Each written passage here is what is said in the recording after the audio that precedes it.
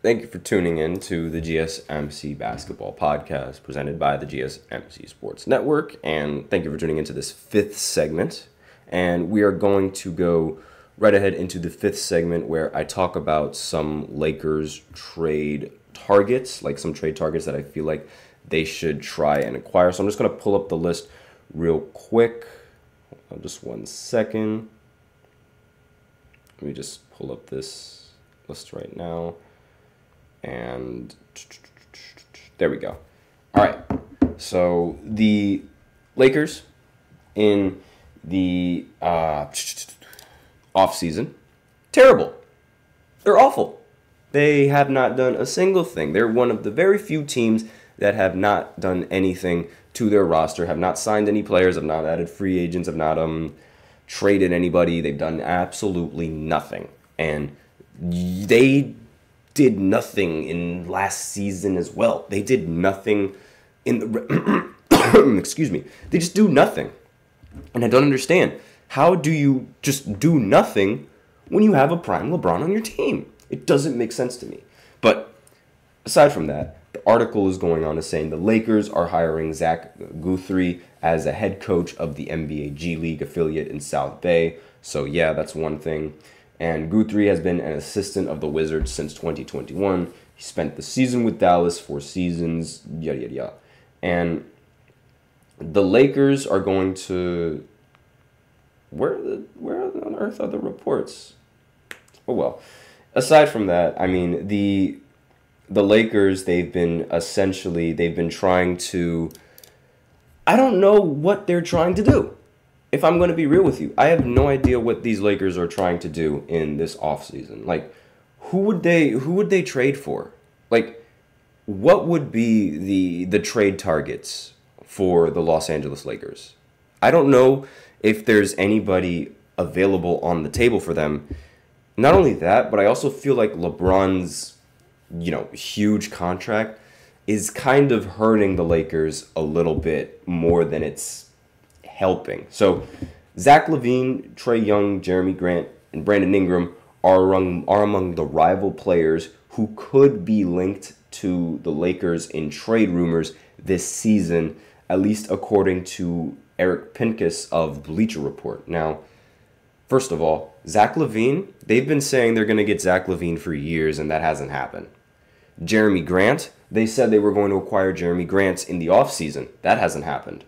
Brandon Ingram, I don't even know where Brandon Ingram is going to head, but I doubt it's going to be back to the Lakers. Because, let's face it, Brandon Ingram was a Laker, and that didn't work out. You really think he's going to want to go back to the Lakers again? That's not happening. He was in the trade package for Anthony Davis, and naturally being in the trade package for Anthony Davis, I don't think if I was in that trade package, I wouldn't want to go back to the team that traded me and ended up winning a title without me. Like, you don't need me. Why do you want me back? Go away. But the other players that I mentioned, I mean, like I said, Zach LaVine, he's been in the Lakers trade rumor for the longest time. So I don't believe that in the slightest. I don't believe that that's happening at all. So just completely discredit Zach LaVine. And could it happen? Sure. But it's been said that it's going to happen over and over and over and over again. And it hasn't happened yet. So I'm just like, forget it. Like, no, that's never happening. Trae Young, on the other hand, I'm not entirely sure how that would work. I'm not entirely sure how that lineup would fit. I would much rather have someone who can play defense at the guard. But I also do understand why you'd want somebody like Trae Young to run the guard, because that way it eases the pressure from LeBron, and that way LeBron doesn't have to constantly have the ball in his hands 24/7.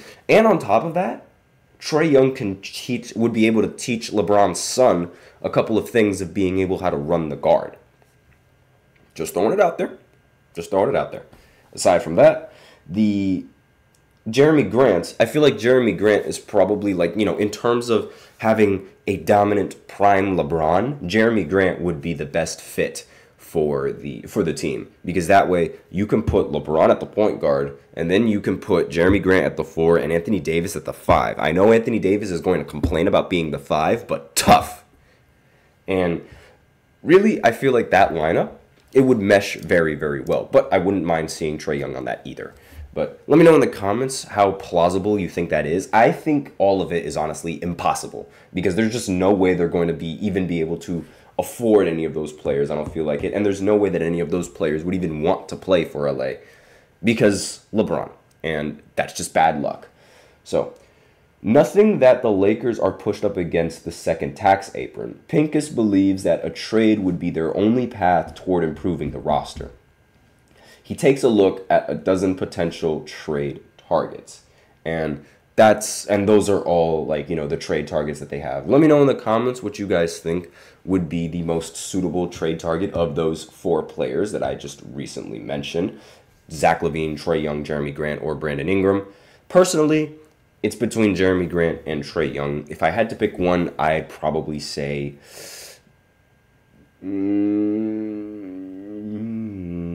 let's think. If it was one, I don't know. That's tough because, for one, Jeremy Grant is a great fit, but I don't know how well he's going to play in the postseason.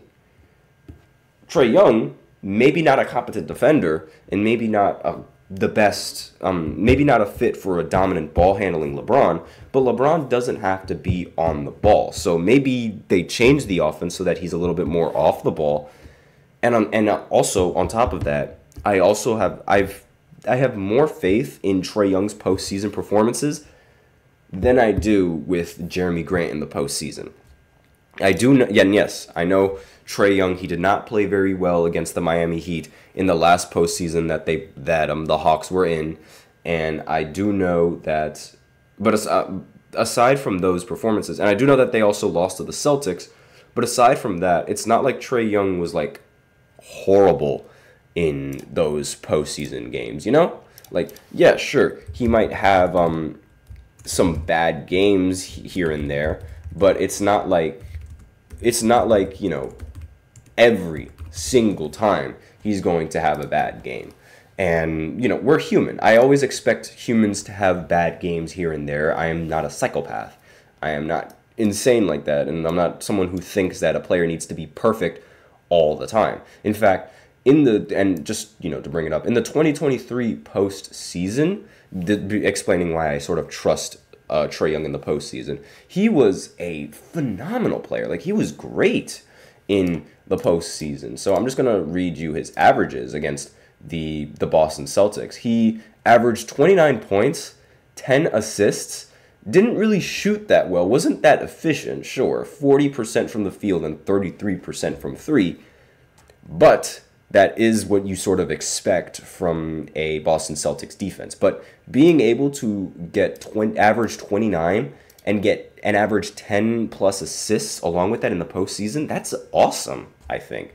I mean, let me know in the comments if you guys think that's awesome, because I think that's great. And also in Game 5, when where the Atlanta Hawks ended up winning, Trae Young dropped 38 and 13. In the game before that, in Game 4, Trae Young dropped 35 and 15. And then in the elimination game, Trae Young dropped 30 and 10. Now, obviously, not obviously, but in the elimination game, he did shoot 9 for 28, which isn't really all that, fantastic. But still, 30 and 10 is fantastic numbers. So I think I would rather have Trae Young because of, I know what I'm going to get out of him in the postseason, as opposed to Jeremy Grant, where I have no idea what I'm going to get out of him in the postseason. So that's my opinion. Let me know in the comments what you guys think. And that is all that I have today on this segment and this podcast. Thank you so much for tuning into the GSMC Basketball Podcast, presented by the GSMC Sports Network. Your support means a lot to us, so remember to subscribe to the show, leave a positive review. It really does make a difference. We also invite you to follow us on Facebook, Twitter, TikTok, and Instagram for more content and updates. And as usual, please remember to use the link in the description to get your comments recognized, or the link displayed below the ticker on every single show segment. That is gsmcpodcast.net. Really helps the show, makes it much more interactive between myself and you guys. And that is all that I have for you today on this segment. Thank you, and this podcast. Thank you so much for tuning in. I am your host, Nelson, and as always, Take care.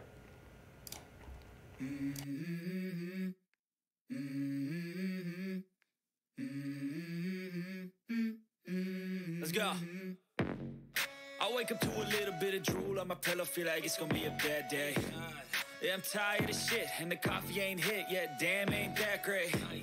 I don't wanna